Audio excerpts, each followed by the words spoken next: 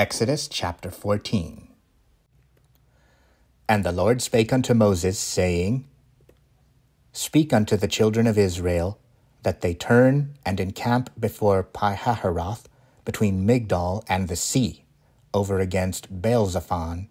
Before it shall ye encamp by the sea. For Pharaoh will say of the children of Israel, They are entangled in the land, the wilderness hath shut them in. And I will harden Pharaoh's heart, that he shall follow after them, and I will be honored upon Pharaoh and upon all his hosts, that the Egyptians may know that I am the Lord. And they did so. And it was told the king of Egypt that the people fled, and the heart of Pharaoh and of his servants was turned against the people. And they said, Why have we done this, that we have let Israel go from serving us? And he made ready his chariot, and took his people with him.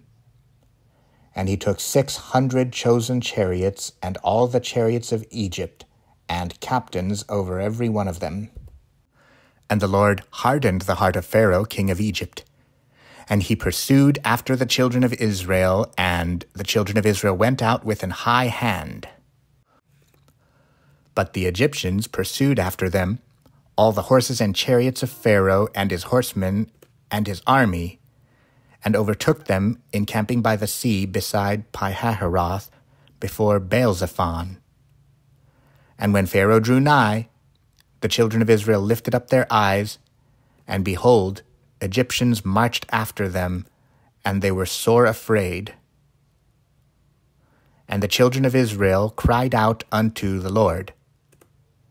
And they said unto Moses, Because there were no graves in Egypt, hast thou taken us away to die in the wilderness? Wherefore hast thou dealt thus with us, to carry us forth out of Egypt? Is not this the word that we did tell thee in Egypt, saying, Let us alone, that we may serve the Egyptians?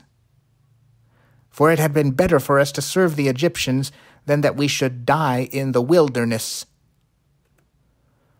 And Moses said unto the people, Fear ye not, stand still, and see the salvation of the Lord, which he will shew to you today. For the Egyptians whom ye have seen today, ye shall see them again no more forever. The Lord shall fight for you, and ye shall hold your peace. And the Lord said unto Moses, Wherefore criest thou unto me? Speak unto the children of Israel that they go forward. But lift thou up thy rod, and stretch out thine hand over the sea, and divide it. And the children of Israel shall go on dry ground through the midst of the sea.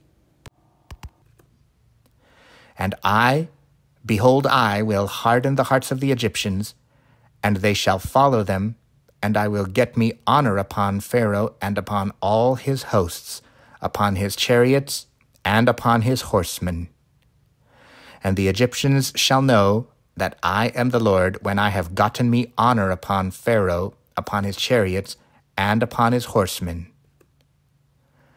And the angel of God, which went before the camp of Israel, removed and went behind them, and the pillar of the cloud went from before their face and stood behind them.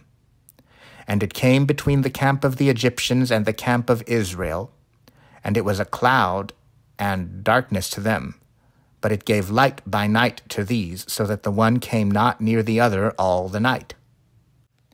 And Moses stretched out his hand over the sea, and the Lord caused the sea to go back by a strong east wind all that night, and made the sea dry land, and the waters were divided.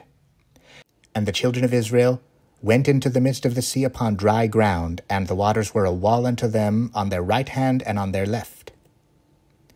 And the Egyptians pursued, and went in after them to the midst of the sea, even all Pharaoh's horses, his chariots, and his horsemen.